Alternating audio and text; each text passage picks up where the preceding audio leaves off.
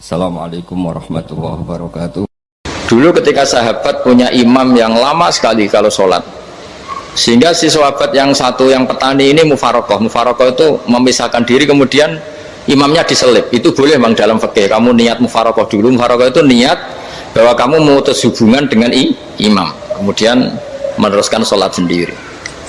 Singkat cerita, dua orang ini berdebat, Mu'ad sama Ar-Ra'i yang penggembala ini. Kamu munafik, sholat kok meninggalkan imam. Terus yang satu bilang, kamu keterlaluan, sholatnya lama sekali. Singkat cerita, dua orang ini lapor ke Rasulullah SAW. Uniknya Nabi itu membenarkan yang petani tadi. Kamu Mu'ad jadi masalah. Agama ini tidak boleh jadi problem. Kalau kamu ngimami orang, jangan lama-lama.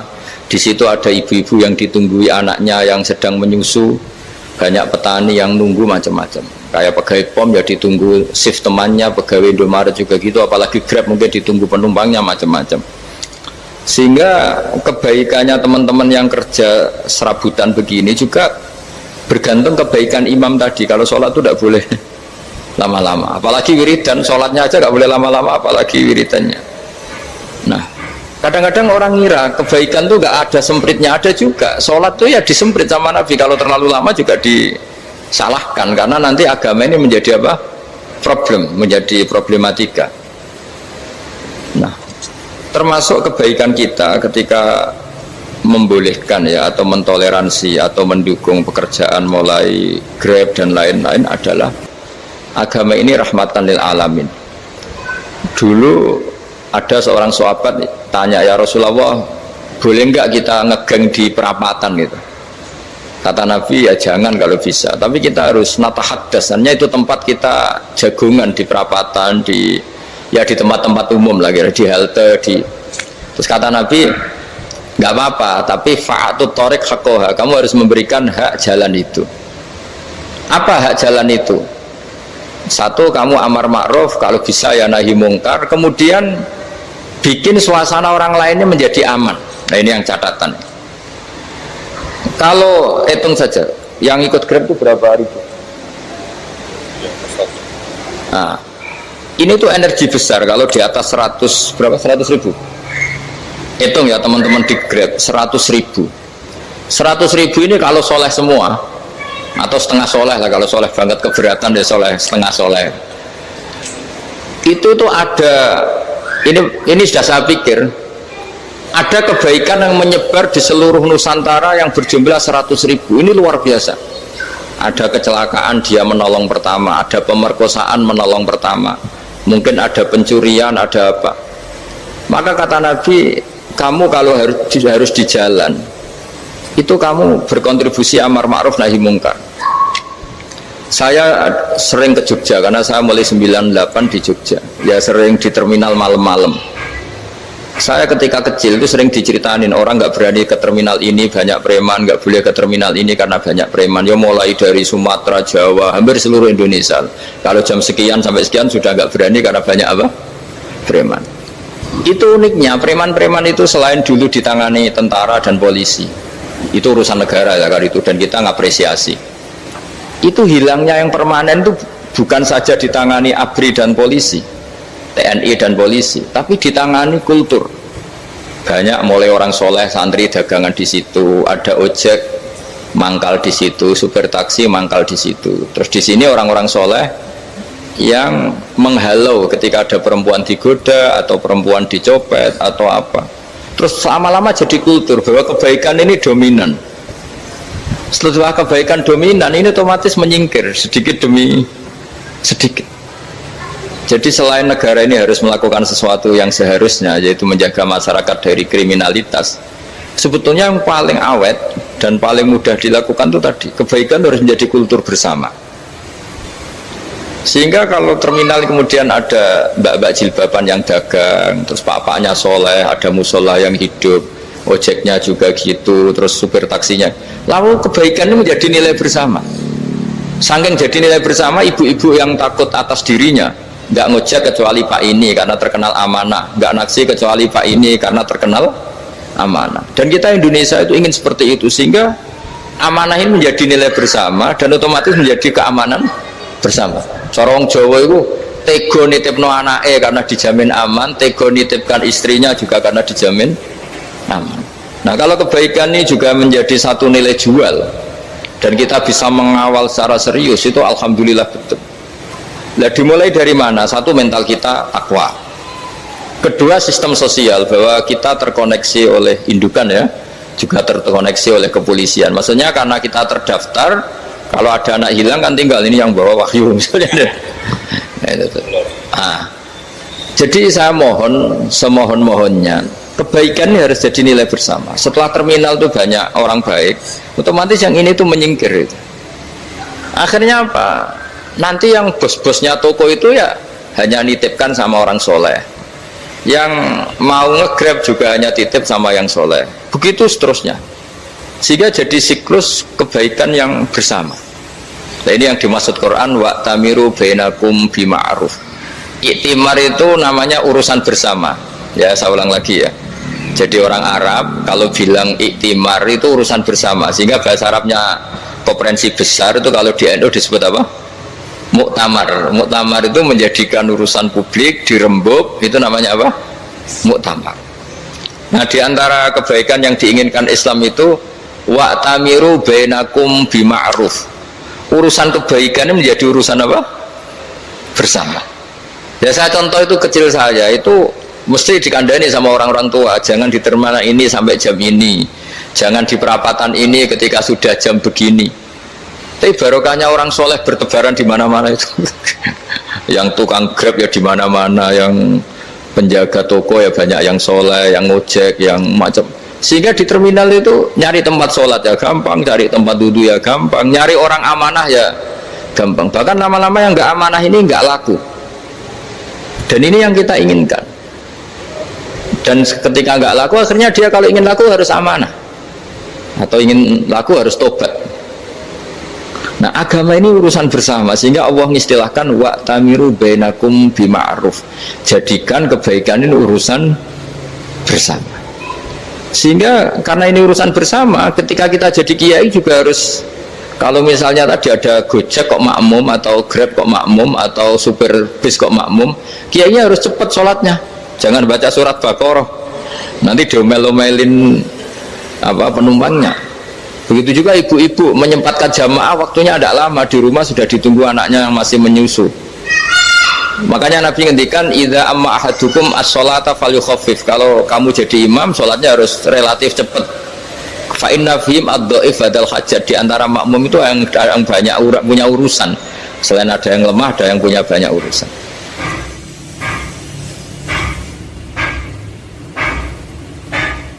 Nah, terus ketiga, masalah kekayaan hati. Kekayaan hati ini penting sekali, karena rata-rata teman di Grab itu kan miskin lah. Tapi jangan miskin sampai miskin hati itu. Bahwa kamu nyari nafkah itu sudah ibadah, berkelana di dunia Allah juga ibadah, menyaksikan macam-macamnya orang itu juga ibadah. Bahkan menambah khazanah ilmu. Di antara warisan ilmu yang kita dapatkan dari Rasulullah SAW, misalnya kamu jalan-jalan, punya kaki dua, punya tangan dua. Gara-gara jalan-jalan sering ngerti orang yang buntung. Alhamdulillah meskipun saya hanya Grab masih punya kaki itu. Terus ketemu orang buta ya gitu. Alhamdulillah ladzi afani mimma btalaka bih. Alhamdulillah saya terselamatkan dari seperti itu. Sehingga melihat orang maksiat juga gitu. Saya meskipun gini terselamatkan dari tempat maksiat, dari, sehingga hidup itu tidak nelongso gitu. Ada nilai lebih yang kita punyai. Jadi di antara kebaikan Islam adalah orang disuruh ingat sisi nikmat. Nah kalau nikmat itu sudah ada semua, kata Imam Ghazali, nikmat hidup. Kata Imam Ghazali, jika nggak ada kenikmatan yang Anda punyai, kamu datang ke kuburan. Disuruh datang ke kuburan. Dan kamu bilang begini, kenikmatan kembali ke dunia adalah kenikmatan yang diinginkan mulai yang mati zaman Nabi Adam sampai kiamat. Jadi kalau Fir'aun yang pernah jadi raja, Namrud, semuanya, bahkan orang-orang soleh sekalipun, kalau kamu tanya keinginan terbaiknya apa? Ingin kembali hidup untuk membenahi kesalahannya zaman hidup. Artinya apa? Kehidupan yang kita miliki sekarang adalah kenikmatan yang dirindukan mulai yang mati zaman Nabi Adam sampai kiamat. Maknanya apa? Kita punya kenikmatan yang luar biasa karena kenikmatan yang dirindukan oleh orang yang sudah mati mulai dulu sampai sekarang. Apapun masalah hidup Anda ini punya kenikmatan yang nggak tertandingi, yaitu namanya hidup. Barokahnya hidup itu kita bisa tobat. Setidaknya ingin tobat. Kalau nggak bisa tobat, ingin tobat. Makanya di Indonesia itu banyak nyuwun sewu, banyak maling yang anaknya itu soleh. Karena kalau ngandani anaknya tetap gini, wes le bapak tok sing lakoni kowe ojo. Bapak tok yang alami ini kamu jangan. Banyak di Indonesia orang nggak bisa baca Quran, anaknya hafid.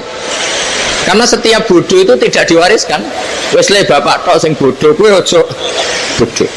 Mungkin teman-teman di Grab juga gitu, wes bapak tok cung sing nasib ngene kowe ojo.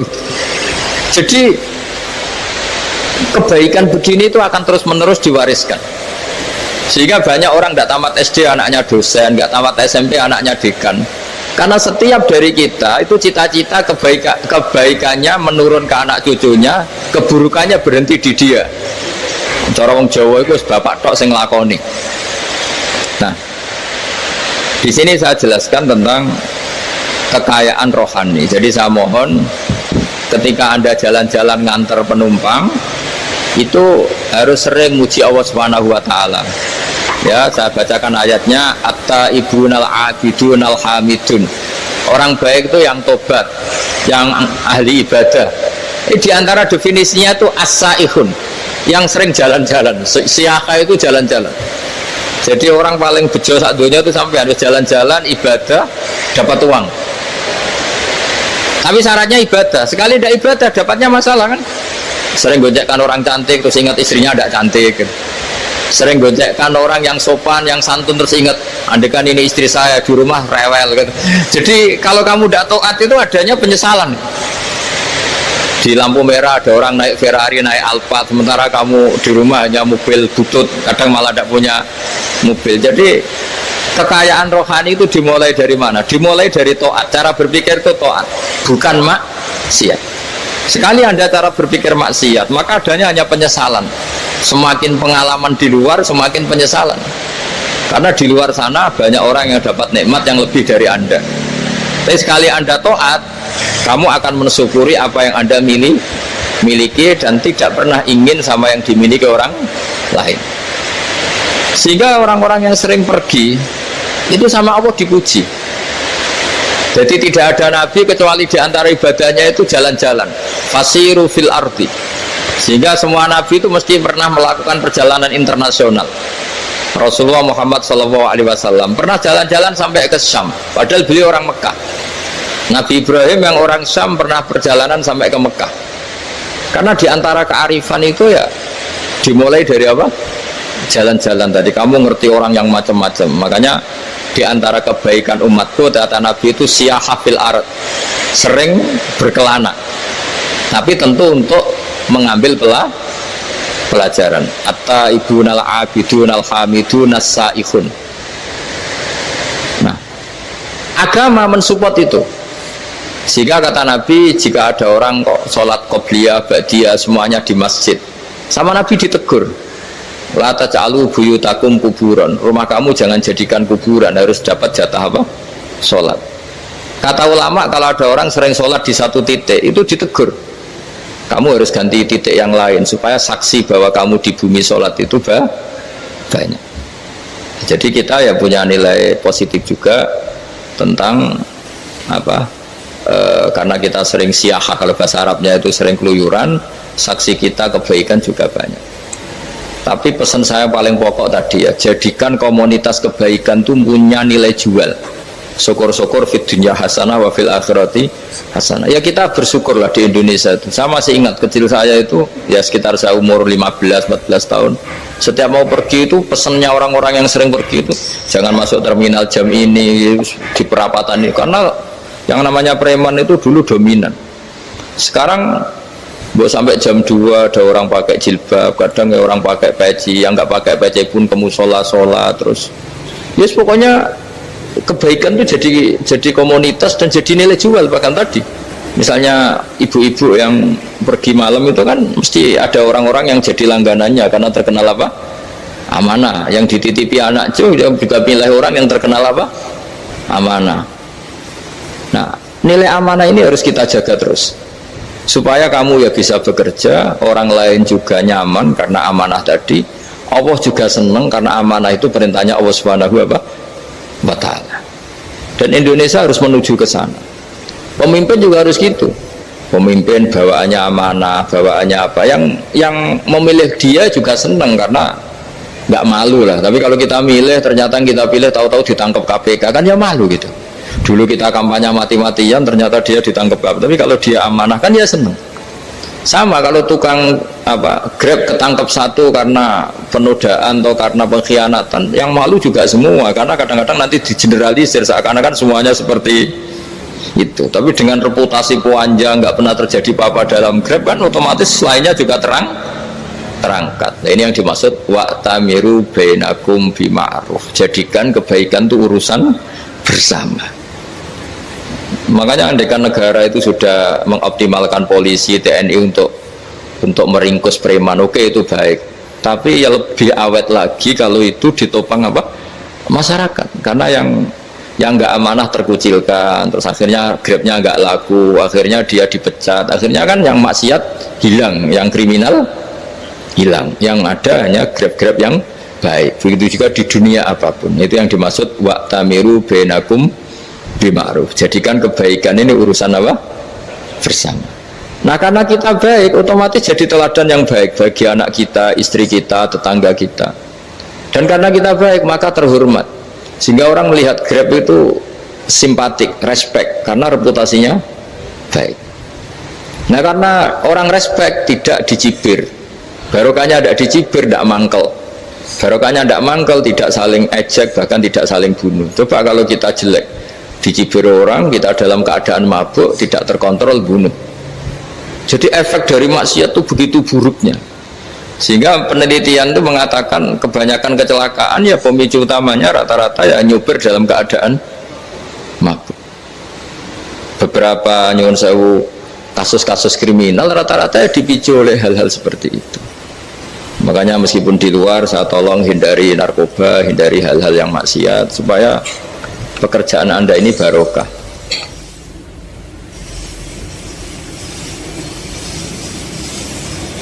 Kemudian yang terakhir saya beri ijazah tentang Al-Fatihah ya, karena ini surat yang populer. Kalau saya ijazahi Quran 30 juz pasti sampean nggak hafal. Nah, atau ijazah surat Baqarah, kalau mau Baqarah mau. Ijazahi surat Baqarah mau 2 juz setengah. Mau Mas Asep? Ya Fatihah aja yang gampang ya. Nah, ya kulhu Fatihah ini paket ringan ini. Tapi pahalanya apa? Besar. Ini beda ya, artinya selama ini mungkin Anda baca tapi monoton ya. Tapi ini saya bacakan teks aslinya tentang istilahnya itu mazaya itu kelebihannya Fatihah.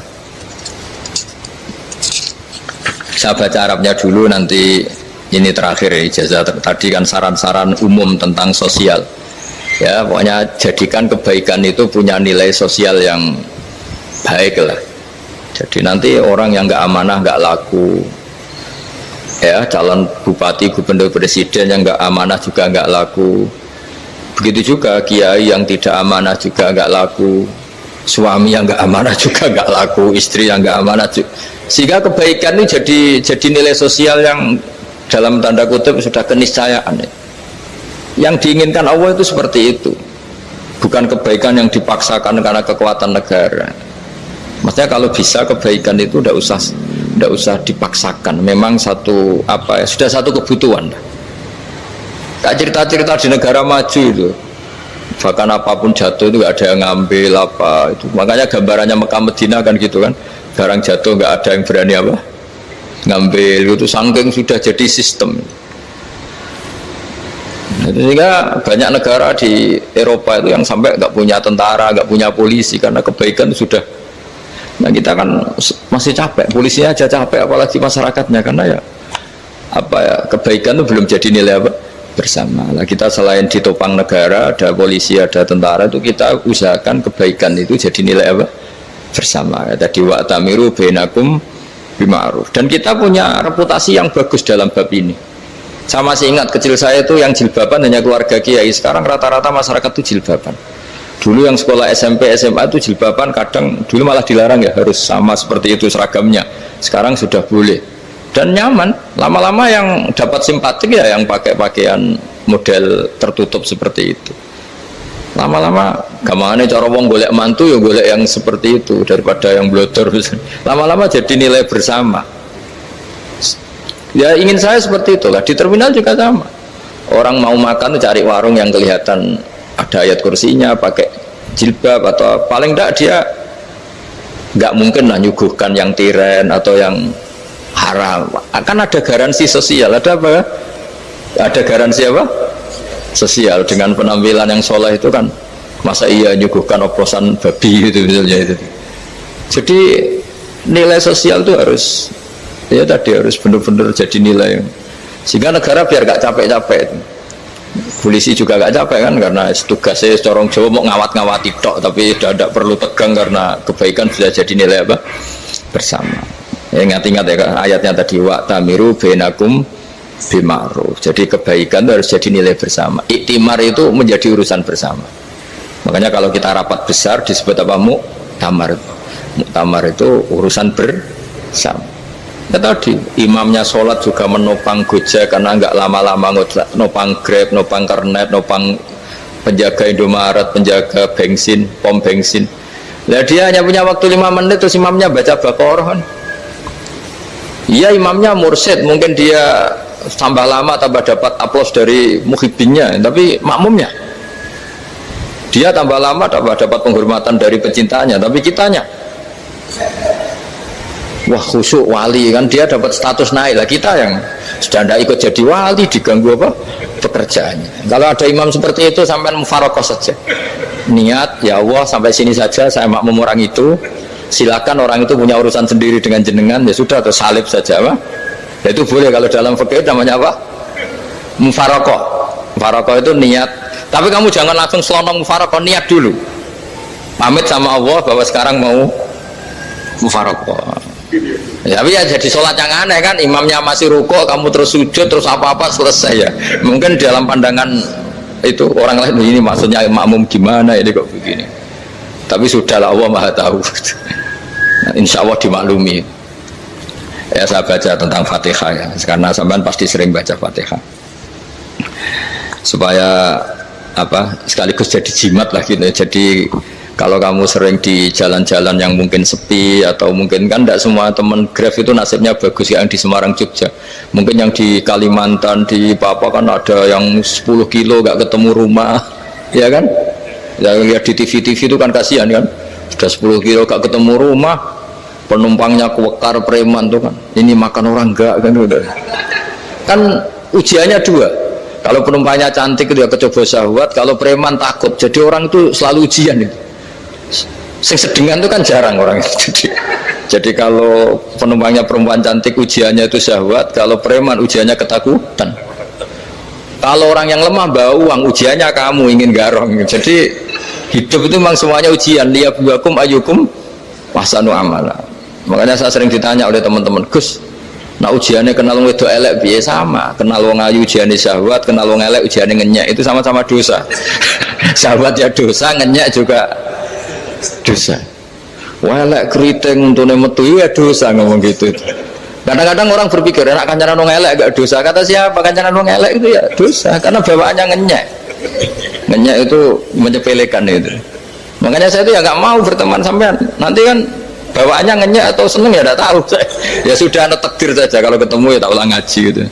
Tapi ini ngaji terakhir, setelah ini ngaji biasa aja, tidak usah resmi gini. Ngaji kok resmi aneh. Pokoknya nanti suatu saat kalau pandemi sudah berlalu saya akan ngaji Rebonan. Ini ngaji ini ngaji yang kurang bagus karena ngatur kiai kurang berkah ini. Nanti tapi ya lumayan lah, masih mau ngaji. Ngaji kok tanggal ini jam ini. Sekarang suatu saat kamu tak panggil, Mas Wahyu datang ke sini jam ini, tidak mesti bisa. Mungkin pas ada acara apa, oh, maaf ke sini pas ngecek pas apa gitu.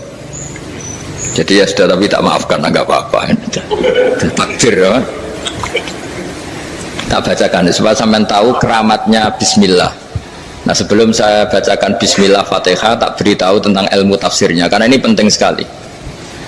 Fatihah itu dawuhnya Allah, tentu itu dawuhnya Allah. Saya ulang lagi, itu kalam Allah. Tapi yang sudah diberikan kesampaian ke kita semua. Sehingga seakan-akan itu menjadi dawuhnya kita ke Allah. Jangan salah loh ya, Fatihah itu dawuh Allah tapi sudah diberikan ke kita. Sehingga posisi kita itu yang punya itu. Nah, kenapa ini perlu dijelaskan? Karena nanti ada kalimat iyyaka na'budu wa iyyaka nasta'in. Kalau itu masih kalam Allah, berarti Allah ngomong ke kamu, ngendikan ke kamu, kepadamu aku menyembah. Masa Allah menyembah kamu? Nah, sehingga ilmu tafsir itu menyelesaikan itu dulu ya. Saya ulang lagi ya, sebelum sampean sering baca Fatihah, aku yakin ya sering baca. Tapi barokahnya tidak paham tuh tidak pernah janggal. Enggak paham tuh ya penting supaya ada iskal, tidak janggal. Sebetulnya di kalimat itu ada yang janggal. Kalau Fatihah itu kalimatnya Allah atau kalam Allah, bagaimana dengan kata-kata iyyaka na'budu? Masa Allah ngendikan ke kita, kepadamu kami menyembah? Masa Allah menyembah kita? Maka penyelesaiannya secara ilmu tafsir gimana? Semua ulama mengatakan, bukan satu dua, semuanya mengatakan di Fatihah itu semuanya diberi kawalan kalimat. Saya ulang lagi ya, di Fatihah itu semuanya diberi awalan kalimat qulu, katakan wahai hambaku begini ya, katakan wahai hambaku begini. Nah, begini ini pelajaran dari Allah yang sudah diberikan ke kita. Terus kita mengatakan bismillahirrahmanirrahim, alhamdulillahirabbil, termasuk kita mengatakan iyyaka na'budu wa iyyaka nasta'in. Jangan bayangkan Allah ngendikan ke kita. Kalau Allah ngendikan kita berarti gini, hei wahyu ihdinas siratal mustaqim, tunjukkan saya jalan yang benar. Nah, nanti kamu terus, ya Allah, Anda aja minta tolong saya minta tolong siapa? Kan jadi panjang kan. Ya, saya ulang lagi ya. Jadi itu di Ulumul Quran diterangkan gimana? Sebelum baca Fatihah ya, Fatihah itu kalamullah, ngendikannya Allah, tapi yang sudah diajarkan ke kita dan sudah milik kita, sehingga kalimat itu menjadi milik kita. Tapi ya kalamullah, tetap kalamullah, tapi sudah menjadi milik kita. Udah paham ya? Ya pinter nah.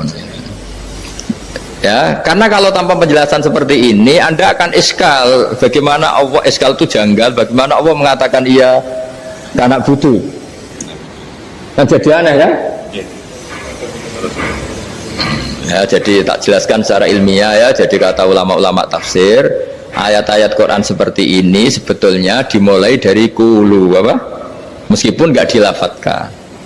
Itu kan sama dengan qul huwallahu ahad Muhammad, katakan kalau Tuhan itu satu. Ya, namanya Quran itu kan kalam Allah, membina nabinya, membina umatnya. Makanya dikatakan atau enggak, di sini tersembunyi kata qulu, katakan.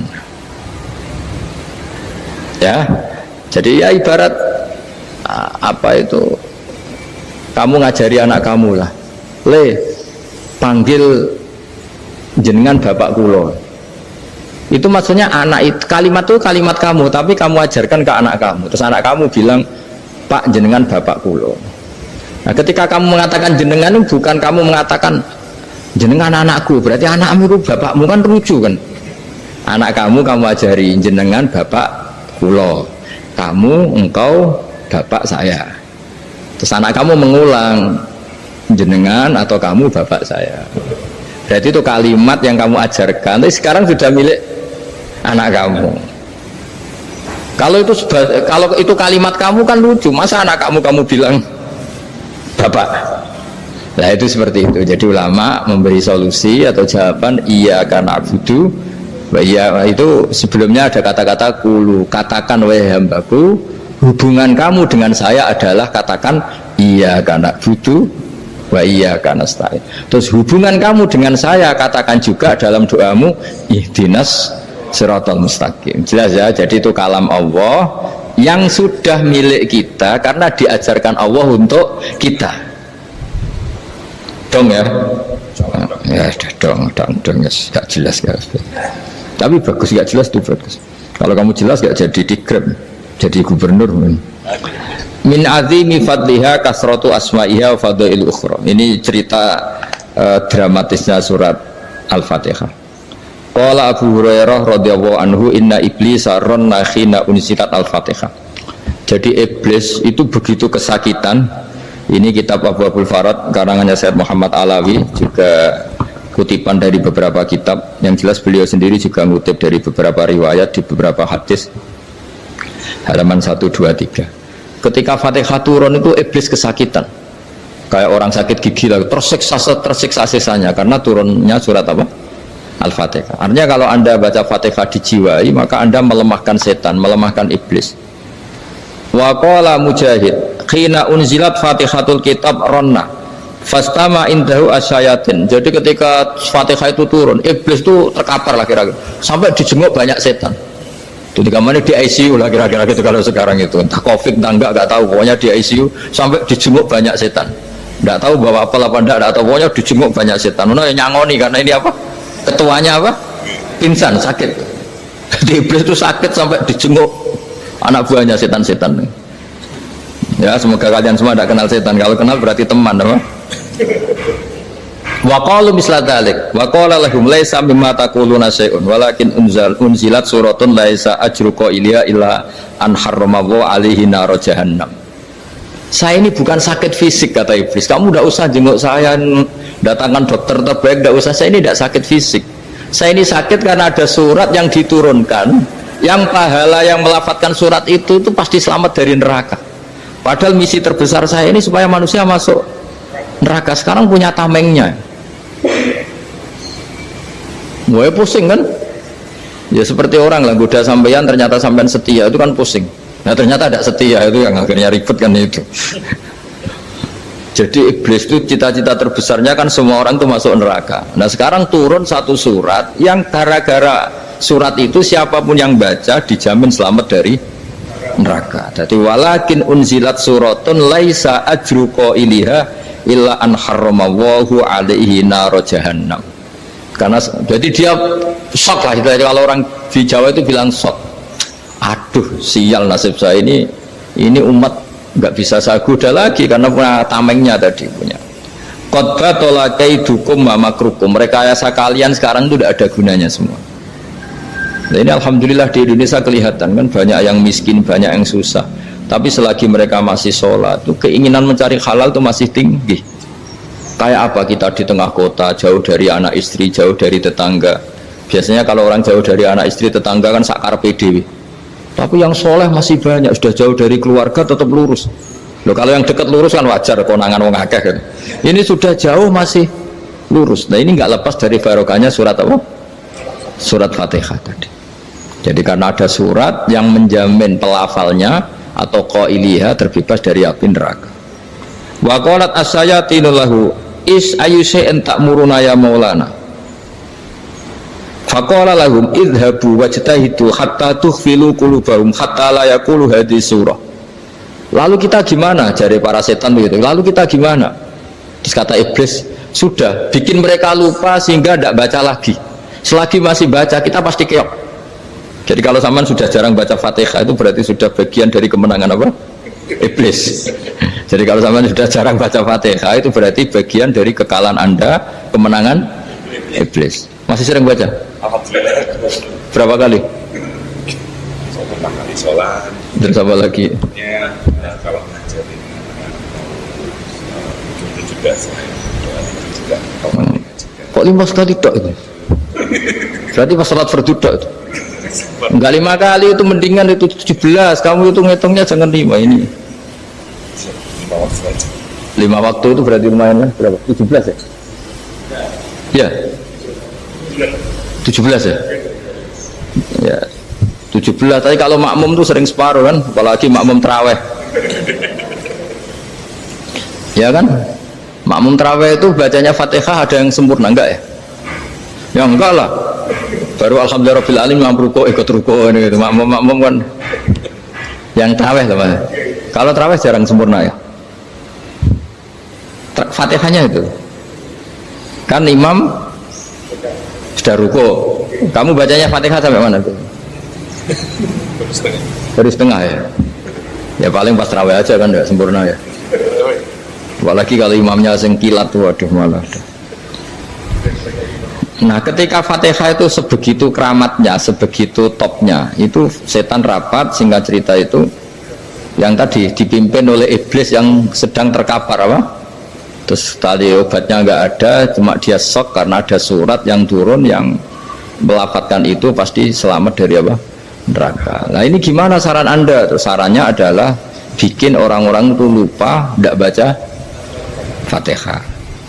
Nah ini rapatnya iblis. Idzabu wajtahidu hatta tufilu qulubahum hatta la yaqulu hadhihi surah kala yuksiru qira'ataha wa la yakunu lahum ajrun wa thawabun bal yakunu lahum adzabun wa iqabun.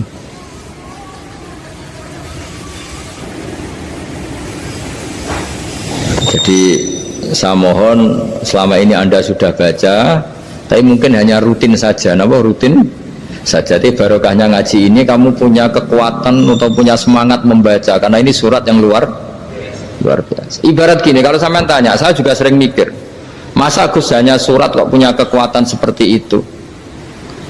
Di dunia ini kata Allah, mulai Nabi Adam sampai kiamat, nggak ada yang bisa menandingi kekuatan kalimah. Kalimah itu kata-kata, nggak ada yang bisa menandingi kata-kata.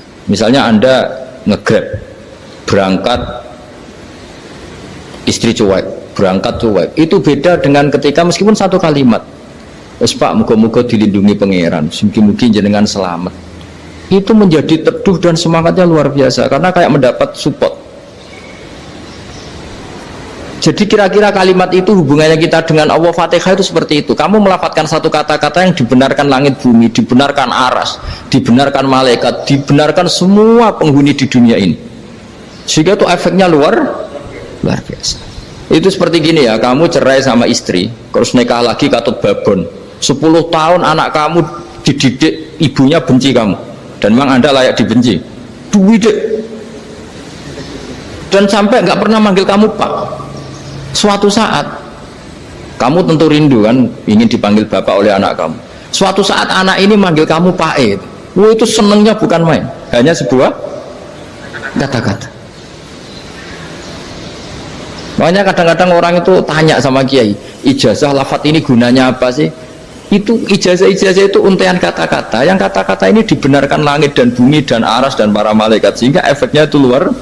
Nah ibarat seperti itulah, kamu melafadzkan Fatihah itu melafadzkan kata-kata yang dibenarkan Allah dan Rasul dan semua malaikat, semua penghuni langit, maka ini efeknya pasti luar. Nah di sini lah orang-orang dulu itu tahu keramatnya itu, sehingga ketika melawan Belanda, melawan Jepang dulu itu kalimat-kalimat itu menjadi mantra yang luar biasa. Doa yang luar biasa. Tapi di era modern karena orang sudah tidak ngerti itu, dianggap itu mantra, jimat, khurafat, bid'ah, waduh ribet meneh malah. Sebetulnya tidak seperti itu. Memang kata-kata ini kekuatannya luar biasa. Sama kesakitan hati kamu juga karena itu. Wis ngojek wangilan. Lha Pak di bojo kok kowe gagah tok kere. Wah, iku seling terus mesti. Padahal kalimat itu kan tidak melukai secara fisik, tapi apa kerjanya sesuk sarasa-rasen.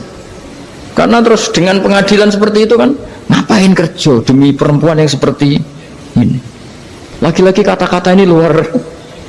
Nah bayangkan kalau kata-kata itu adalah kalimat yang diajarkan Allah lewat Rasulnya, lewat malaikat Jibril. Kayak apa kekuatannya itu? Nah, kira-kira Fatihah itu gitu. Kalimat yang baik, kalimatan thayyibah diajarkan oleh Allah dan Rasul. Kayak apa kira-kira kekuatannya? Pasti luar biasa. Wong support yang dikatakan istri kita, anak kita aja luar biasa, apalagi ini support yang diajarkan Allah dan Rasul.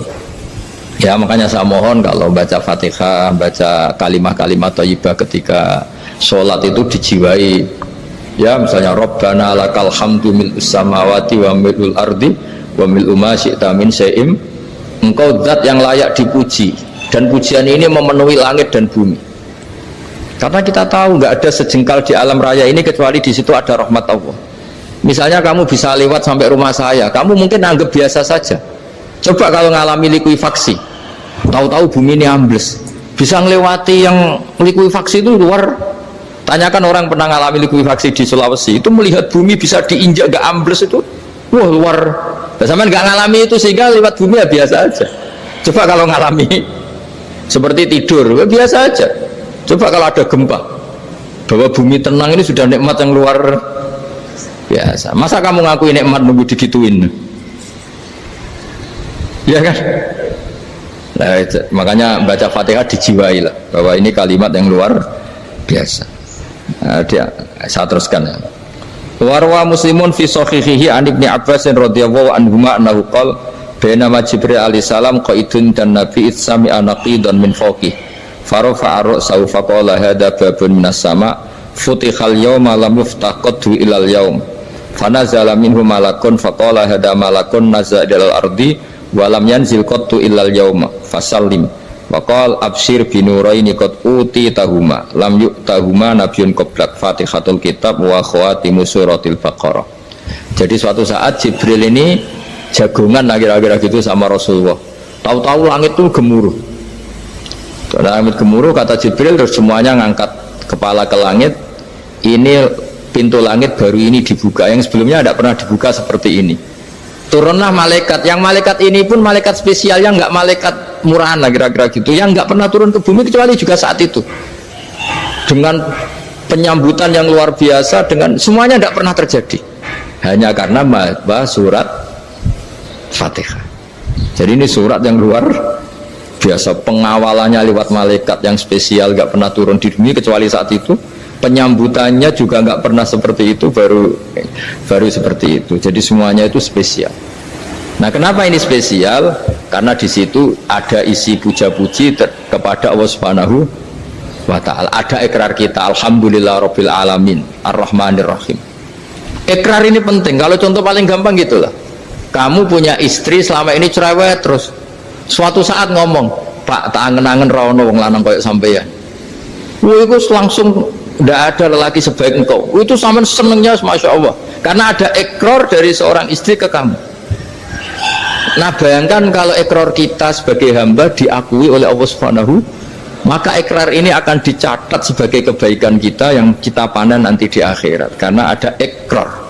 Kita ikrar bahwa alhamdulillahirabbil alamin, kita ikrar ar-rahmanir rahim, kita ikrar maliki yaumiddin, kita ikrar iyyaka na'budu wa iyyaka nasta'in. Sampean misalnya jadi orang Indonesia, ketemu orang Indonesia yang makmur di Jerman, terus lupa Indonesia. Kamu orang Indonesia? Enggak, saya enggak orang Indonesia. Mangkel gak kira-kira? Mangkel. Karena salah ikrar kan gitu. Ya, jadi saya mohon jangan anggap kalimat itu hal yang biasa, tapi luar biasa. Nggih, ngoten mawon. Assalamualaikum warahmatullahi wabarakatuh.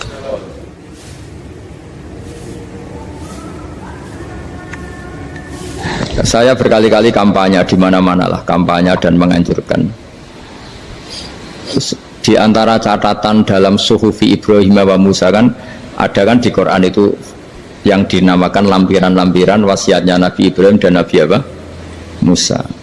Itu di antara catatannya begini. Orang yang punya akal itu adalah orang yang bisa menikmati sesuatu yang baik. Misalnya gini, contoh gampang gini.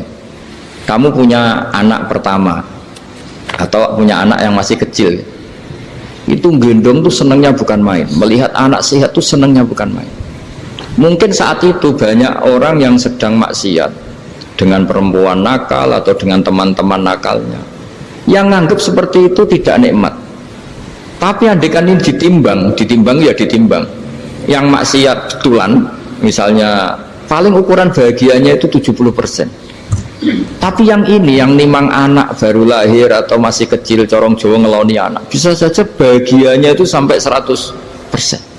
Artinya selama ini kesalahan kita adalah nganggap maksiat itu pasti menyenangkan dan taat itu tidak menyenangkan. Makanya saya berkali-kali fatwa, untuk melawan kenikmatan maksiat, orang harus terbiasa menikmati taat, menikmati kebaikan. Jangan kira kita nimang istri nikmat, nimang anak nikmat, ketemu teman yang lama tidak ketemu juga nikmat. Artinya kita akan melewati berjam-jam untuk jagungan sama teman, sama anak, sama istri. Dan itu harus kamu nikmati supaya mengganti tidak berkebutuhan nikmat yang lewat jalur maksiat. Jadi saya mohon sarana-sarana yang menyenangkan itu, yang taat itu kita maksimalkan. Makanya bapak saya tuh sering pesen, kowe nak ngaji sing guyon, sing seneng. Nanti wong maksiat tuh karena cari kesenangan. Coba kalau kesenangan itu sudah didapatkan saat taat, maka tidak butuh lagi kesenangan yang berbentuk maksiat. Makanya orang-orang wali dulu kalau sudah sholat itu gak bisa berhenti karena merasa nikmat. Makanya Nabi pernah ngendikan wa qurratu aini fi sholat, nyaman saya itu kalau sedang sholat. Itu tadi. Bayangkan kalau besok itu pasti mati. Makanya latihannya harus gitu. Bayangkan besok itu pasti mati. Berarti itu hari terakhir kamu. Ya, hari dengan merasa hari terakhir itu kalau kamu maksiat kan malu. Waduh, saya mati pas. Makanya sholli sholata muwaddiin, kamu sholat seakan-akan itu sholat terakhir. Dan bayangkan akhirat itu wa'mal li akhiratika ka'annaka tamutu, dan bayangkan akhirat itu besok kamu mati. Sehingga ketemu istri ya seneng karena ini pertemuan terakhir, ketemu anak ya seneng ini pertemuan terakhir, sholat juga tenanan karena ini sholat terakhir. Sehingga kalau mau maksiat tuh takut, jangan-jangan ini kehidupan saya terakhir kok tak pakai seperti ini. Nah, jadi di antara resepnya itu apa tadi? Nganggep ya ibadah itu menyenangkan. Nah, gitu. Pinter.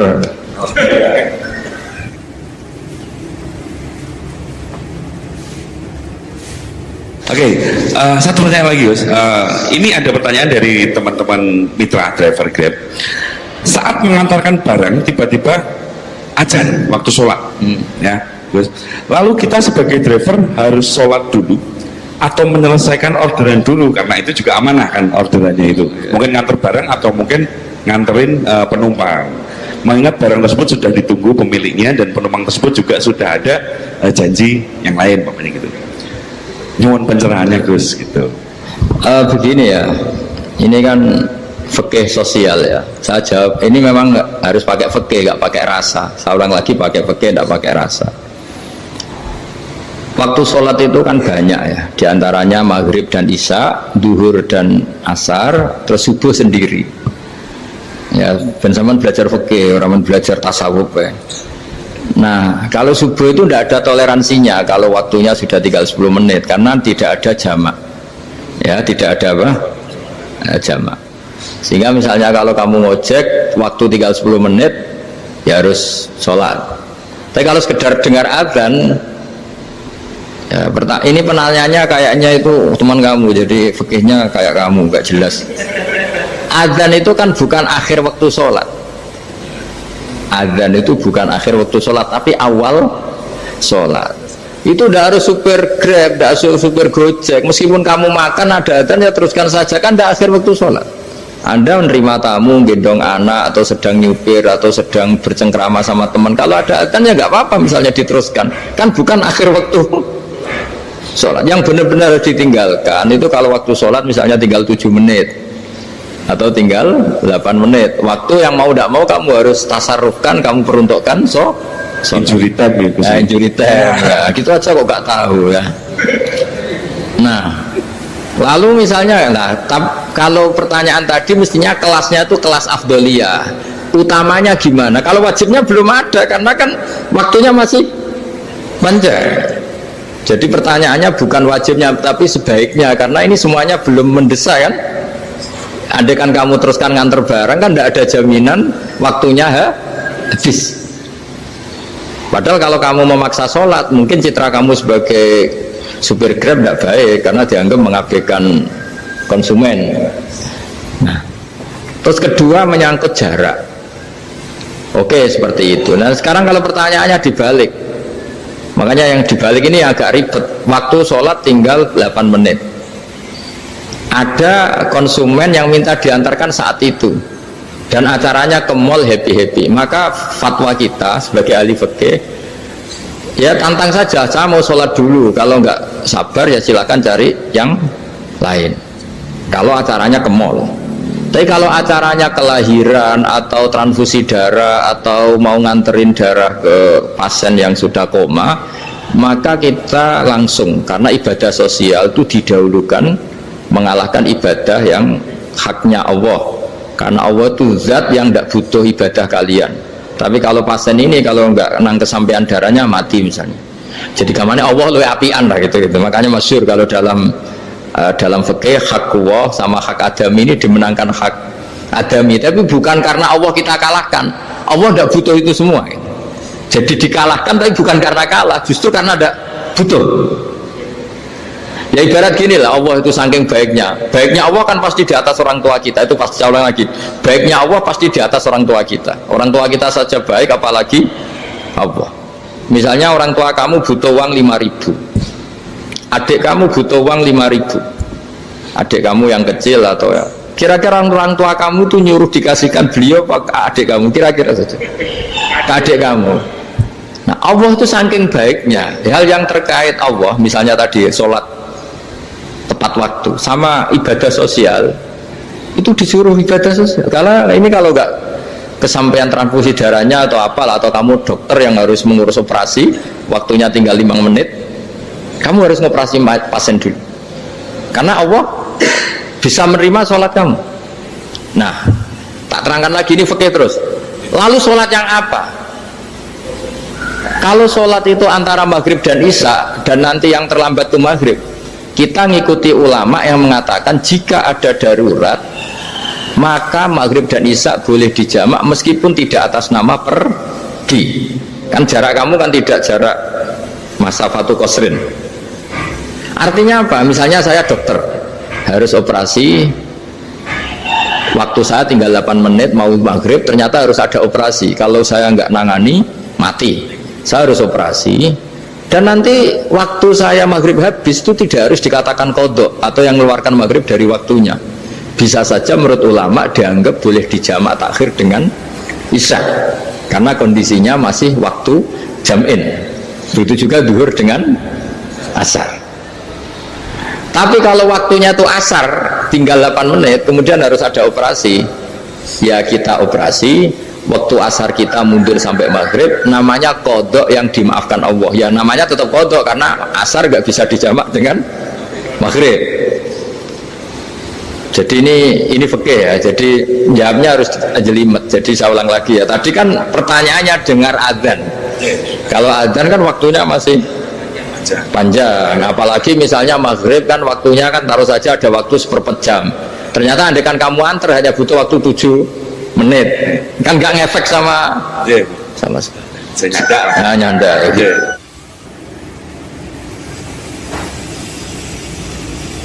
Kalau ada driver dapat orderan food, nganterin makanan, tapi makanannya non halal, itu pakai pripun. Nah, makanya itu tadi, kamu tahu betul kalau itu non halal loh?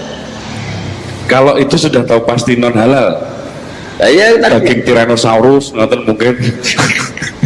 Ya, makanya tadi itu memang PR kita di semua profesi. Saya ulang lagi, itu PR kita di semua profesi. Jadi ya itu makanya pentingnya istighfar tuh di situ tuh sudah kita sebagai ulama menghalalkan tidak mungkin, mengharamkan kamu juga demo. Ini pekerjaan bus gitu. Tapi yang jelas itu tidak bisa dihindari. Ya sama lah seperti orang di bus itu.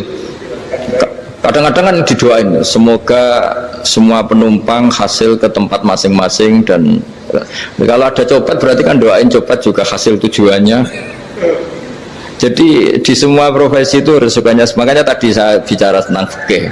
Kaidah umumnya menolong maksiat ya bagian dari maksiat, menolong taat itu bagian dari taat. Mau tidak mau harus ada hukumnya. Setidaknya barokahnya tahu hukum. Kalau kita salah belum istighfar gitu, sudah salah nggak merasa salah itu. Jadi barokahnya tahu hukum itu paling enggak kan kita ya istighfar lah.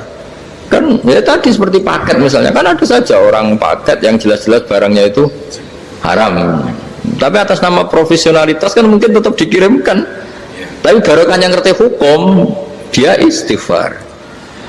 Nah tapi karena kalau kita menyarankan sudah ada usah pekerjaan yang lain banyak nanti kan rai-rai potongan tawakal jika ada ngono kan ya repot deh. Nah kalau kita kiai guys gak apa-apa, rezeki pangeran sugih. Menurut sampean harusnya terus nuntut Gus saya karena fatwa jenengan saya sekarang miskin, ini gimana pertanggungjawabannya? Ya ribet kan. Tapi saya ulang lagi, itu seninya ngelola kehidupan semuanya seperti itu. Jadi makanya kita nggak pernah berhenti berdoa Rabbana dzolamna anfusana, karena dalam sisi semua hidup kita itu pasti ada unsur nggak benernya gitu. Ya saya ulang lagi, pokoknya kaidah umumnya itu menolong taat itu ya ikut bagian dari taat, menolong maksiat ya bagian dari maksiat. Tapi ya tadi ya kita harus istighfar. Kan cuma tadi yang jelas-jelas maksiat dan kita tidak tajassus. Saya ulang lagi, tidak tajassus itu neliti wong nanti jelimet. Jadi misalnya ada perempuan mau ngojek ke sini ya diantar saja, jangan tanya detail. Itu apanya mbak? Hubungannya dengan kamu apanya? Wah, yo ribet kalau jadi kepo.